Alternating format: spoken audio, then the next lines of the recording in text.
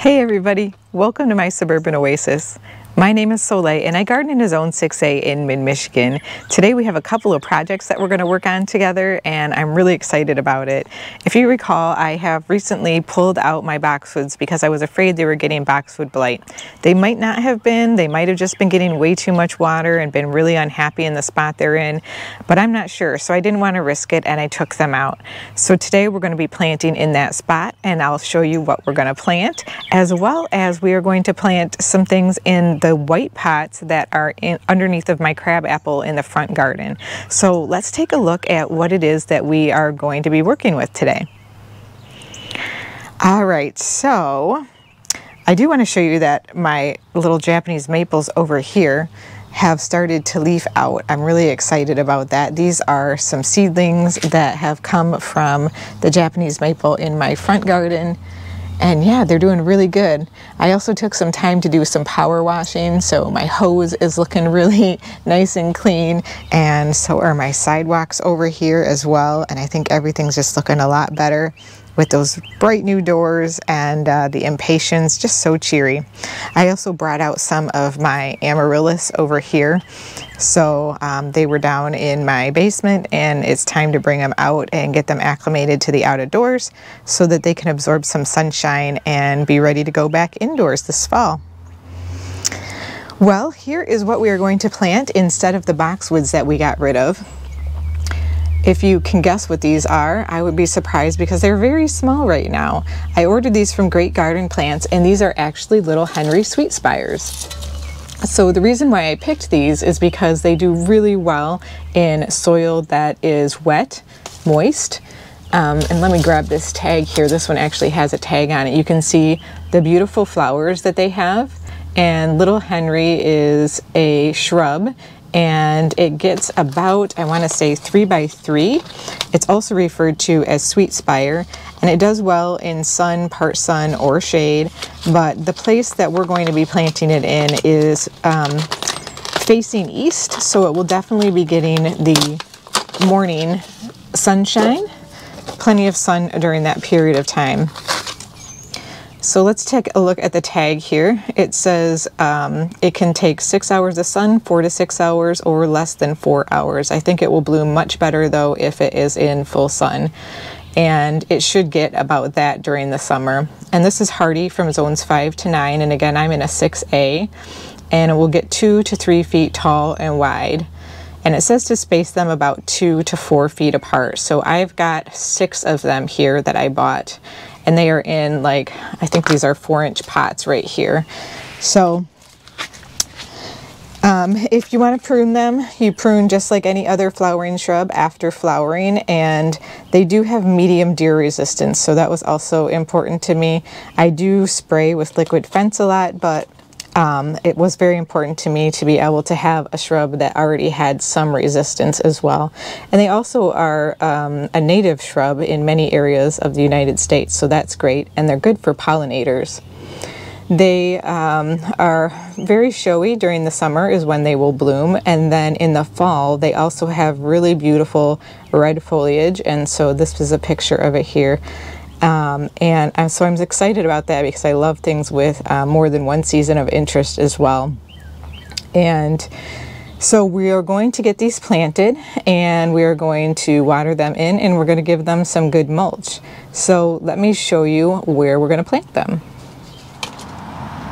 Alright, well, if you are new to my channel, this is a pathway that goes into my back gardens, and along the edge of this, on the other side of the liatris that I have here, I had boxwoods that were just lining this path really nicely. They followed the curve of it, but unfortunately this year they started doing really bad. Looked like they had boxwood blight, and I removed them all.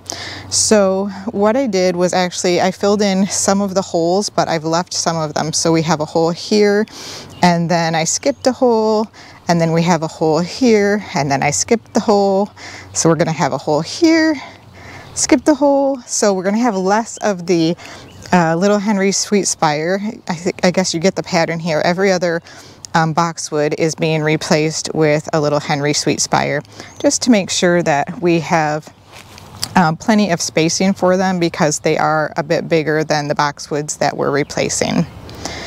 All right, let me grab them. We'll set them in place and then we'll get to digging. All right, this one we are going to start right near the front.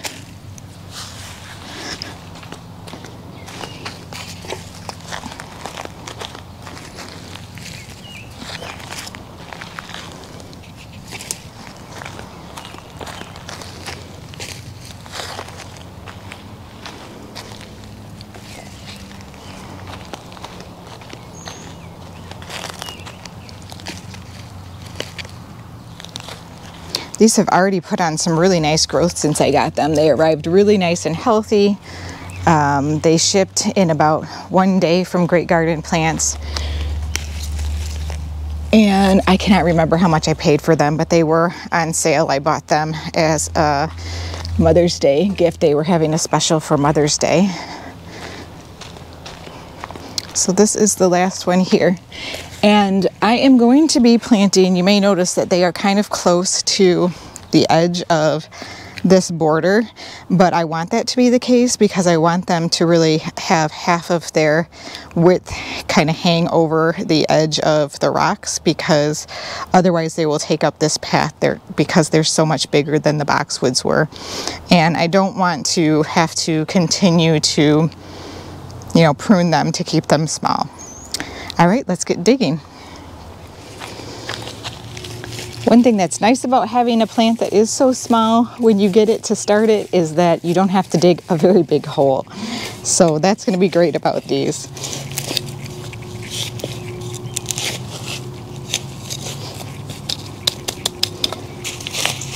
Some of you had some really great recommendations in terms of ideas about this space, and I really did want to have some evergreens, and I thought hard about doing the tater tot arborvitas because they're so small and could fit in this space really well.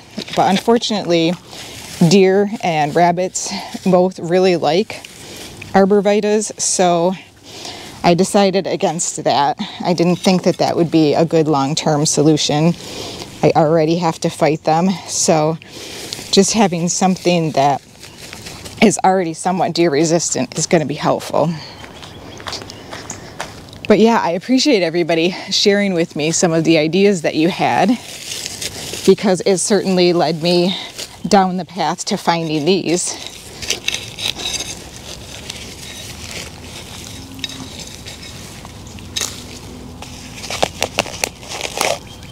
These are great, really healthy plants. They're a little bit root bound. I actually kind of like that about these because that means that they're very vigorous and healthy plants.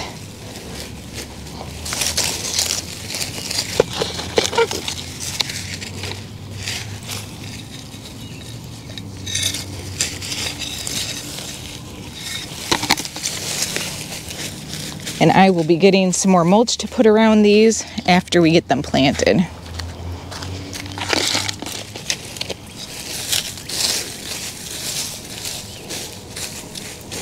Well, what do you guys think about my choice? I think it's, you know, one of those things where I did the research that I needed to do to find a plant that I think will suit the situation, because having a healthy plant usually means you have to have the right plant in the right place. And I think we may have found a good match.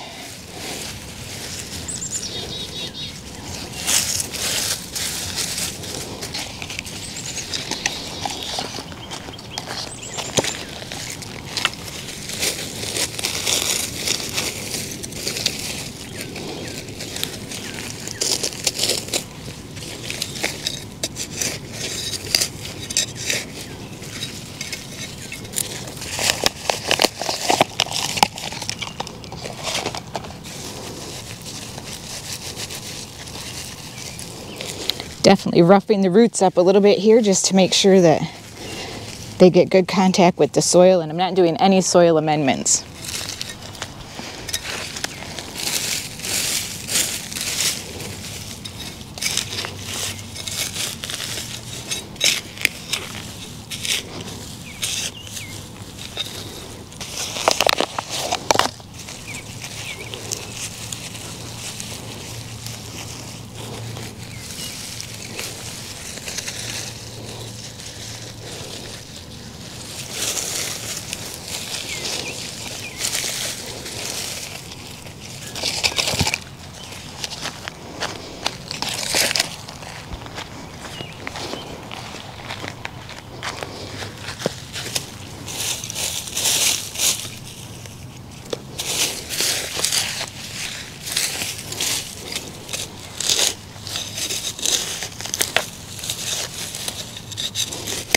trying to make them all about the same distance away from the rock edging here, just for uniformity. Doesn't have to be perfect. I know they'll all grow a little differently, but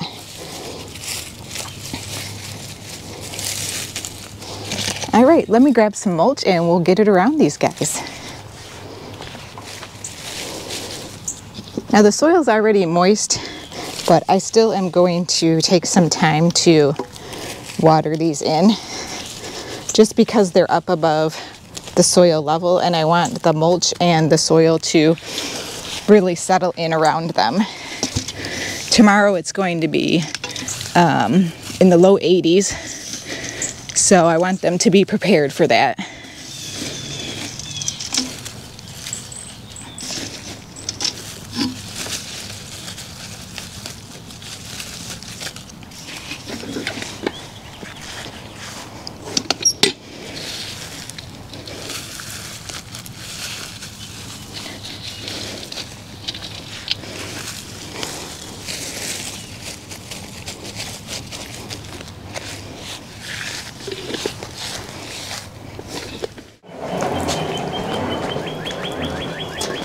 All right, guys, let's get these watered in.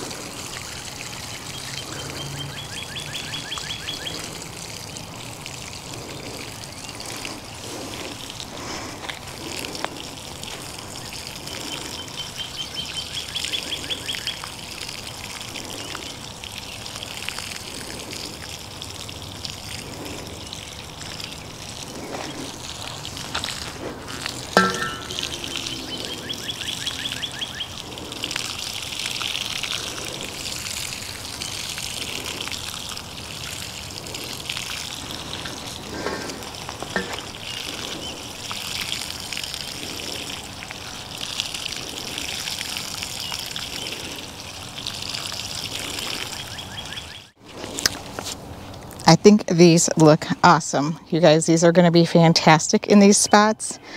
I may have to come through and take some of the liatris and cut it back, like particularly on this one, it's a little bit close to it. But otherwise, I think this is like a really good selection for this area, and it's going to look really nice. The leaf texture contrast is going to look great next to that liatris, where you have that fine, long, elongated foliage next to the broader leaves of the little Henry Sweetspire, and then the tiny little leaves of the dianthus that is in here as well. Okay, well, next up we are going to pot up these two containers. So let's take a look at what we're going to be putting in them. So if you've ever watched my channel in the past, you know that I really like a good clearance plant, and so that's what these were. I went to Lowe's and I found some on clearance. These were originally $5.98. They were marked down to $4 each. So I got, let's see, I got 8 of them, which saved me $16. And so these are actually 4 African daisies. This one is the Marguerita purple, the yellow African daisy. And what I want to do is just kind of mix these. I'm going to put these in the Marguerita.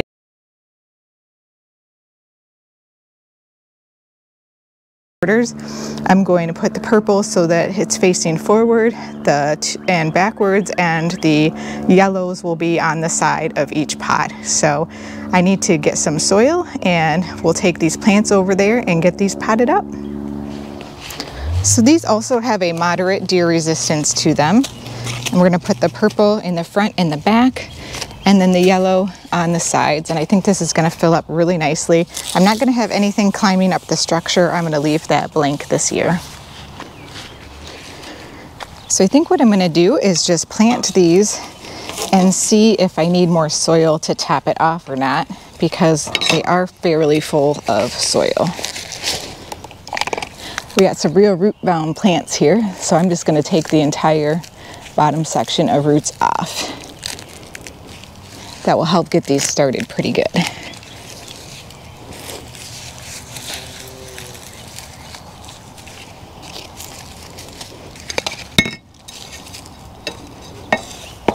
If any pot will require extra soil, it will be this one, because this one's a little bit lower than the other one is.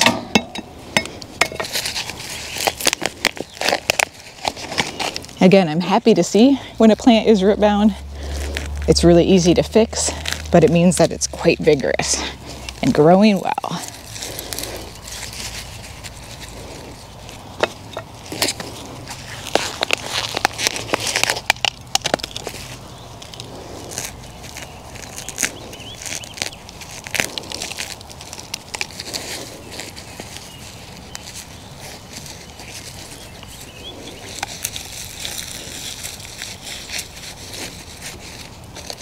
Yeah, these are going to fill up these pots nicely.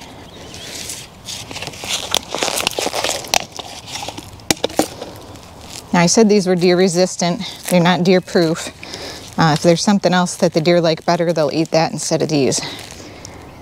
All right, everybody, I think the camera might have overheated while I was planting this one up, but it looks great. And I'm going to go ahead and get the other one potted up as well down here. Now, I will say that these pots right now are leaning a little bit on an angle, so I'm going to have to come through and fix that soon.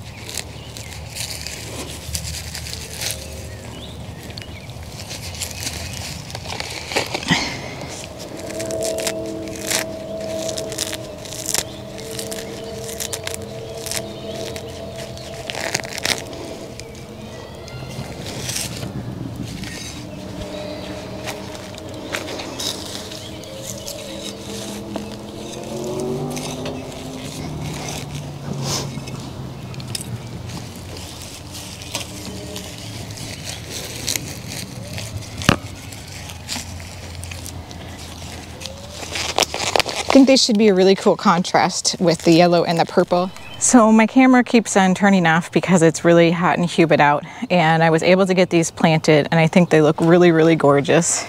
I'm going to try to come around to the front and hopefully it will keep going just long enough for you to be able to see. Again, I do need to fix, you know, the little tilt that they have, but the color that these are going to provide in this garden bed is going to be fabulous. I can't wait to see it and show you as they grow on. Well, thank you so much for joining me in the garden today. I hope you enjoyed this planting video, and we'll see you next time.